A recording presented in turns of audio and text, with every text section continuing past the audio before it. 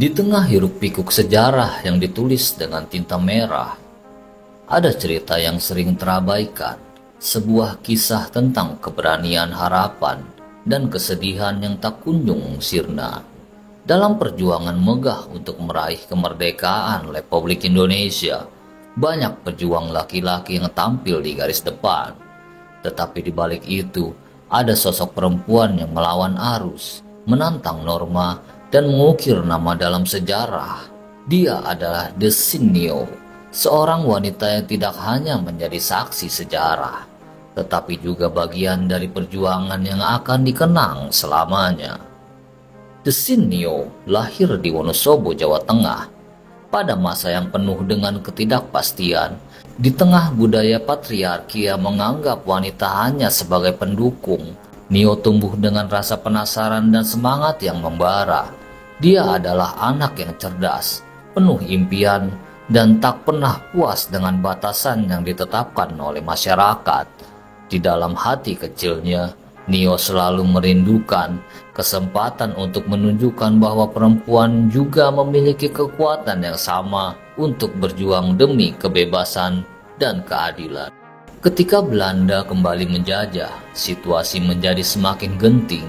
Suara meriam menggema, memecah kesunyian yang selama ini menyelimuti tanah air. Dalam situasi tersebut, semangat nasionalisme membara, dan banyak pemuda, terutama laki-laki, berbondong-bondong bergabung untuk berjuang. Namun, di tengah lautan pria yang bersenjata, Nio memutuskan untuk mengambil langkah yang berani. Pada tahun 1943, saat usianya masih sangat muda, ia bergabung dengan Tentara Nasional Indonesia.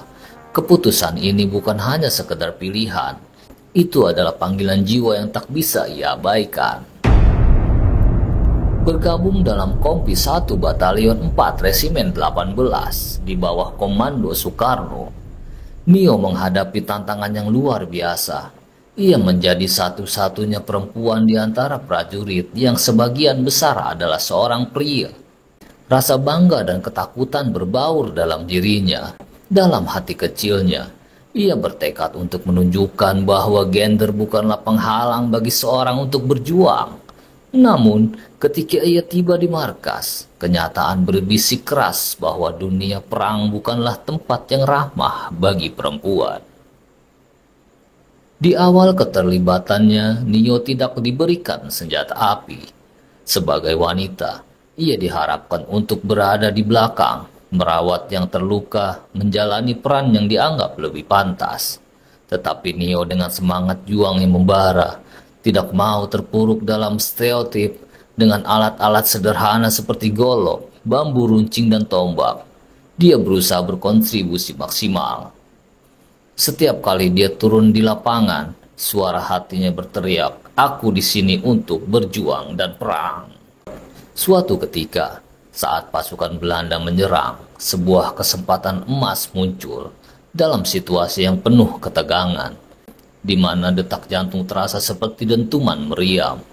Nio melihat peluang. Dengan keberanian yang tak terduga, ia merampas senapan LE dari tangan seorang prajurit Belanda. Momen itu menjadi simbol baginya dan rekan-rekannya. Ia membuktikan bahwa wanita pun mampu berjuang di garis depan, berdiri sama tinggi dengan laki-laki.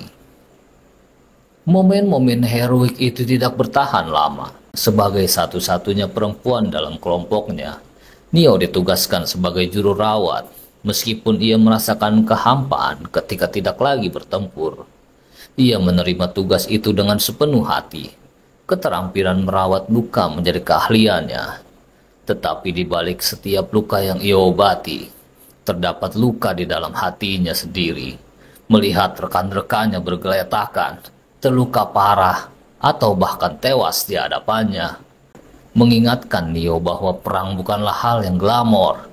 Di setiap pertempuran, ia merasakan kesedihan yang mendalam, seolah hatinya terhimpit oleh beban yang tak terhingga. Seiring berjalannya waktu, harapan akan kemerdekaan semakin mendekati, namun Nio juga merindukan kebahagiaan pribadi. Ketika perang mulai mereda, ia memutuskan untuk menikah. Namun kehidupannya seharusnya membawa bahagia justru menjadi kisah yang pahit. Pernikahan pertamanya berakhir dengan perceraian, dan kemudian ia mencoba lagi hanya untuk berakhir pada jalan yang sama. Dalam sekejap, Neo berubah menjadi seorang janda dengan 6 anak yang harus ia besarkan seorang diri. Beban di pundaknya semakin berat, seolah semua kesedihan dan penderitaan perang kini berpindah ke dalam hidupnya sehari-hari. Menghadapi kenyataan yang kelam, Neo tidak bisa berdiam diri. Ia merindukan masa-masa ketika ia masih berjuang, ketika ia merasa berarti dan diakui. Dalam pencarian kehidupan yang lebih baik, ia membuat keputusan yang berani untuk meninggalkan Wonosobo dan berangkat ke Jakarta. Perjalanan ini bukan hanya fisik tetapi juga emosional, membawa semua harapan dan kesedihan bersamanya.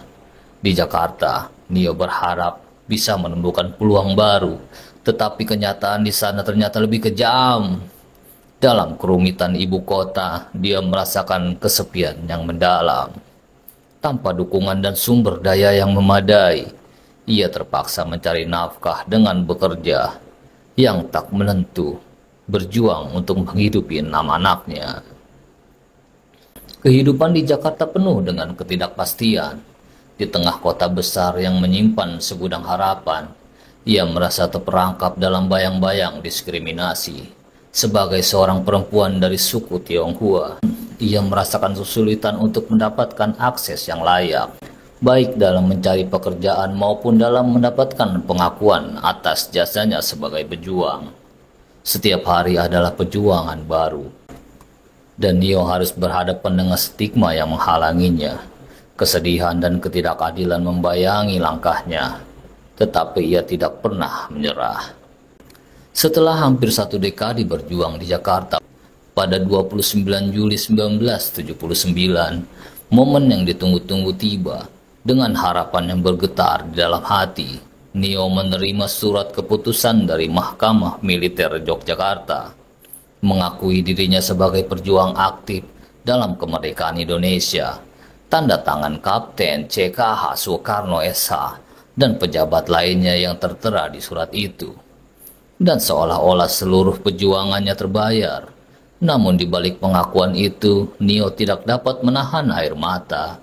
Ia tahu pengakuan ini tidak akan menghapus semua luka yang dialaminya selama bertahun-tahun. Kisah Desi Neo adalah pengingat bahwa di balik setiap perjuangan ada kisah yang lebih kelam, penuh dengan harapan dan kesedihan. Di dunia yang seringkali melupakan peran perempuan, Neo dan rekan-rekannya berdiri tegak, menentang arus, mengukir jalan mereka sendiri. Kisahnya mengajarkan kita bahwa keberanian tidak mengenal batas gender.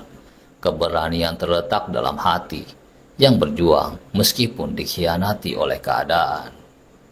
Neo tidak hanya berjuang untuk dirinya sendiri, tetapi juga untuk anak-anaknya.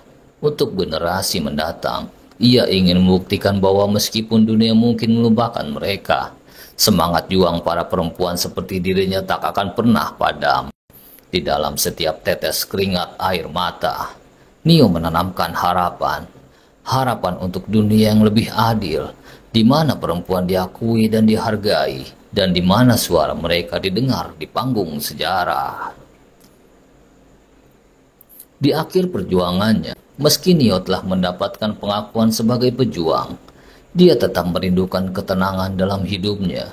Ia ingin anak-anaknya tumbuh dalam dunia yang lebih baik, dunia yang lebih adil, di mana mereka bisa mengejar impian tanpa harus berjuang di tengah stigma dan diskriminasi. Dengan langkah yang tegar, Neo melanjutkan hidupnya, mengusung harapan dan kesedihan dalam setiap langkahnya.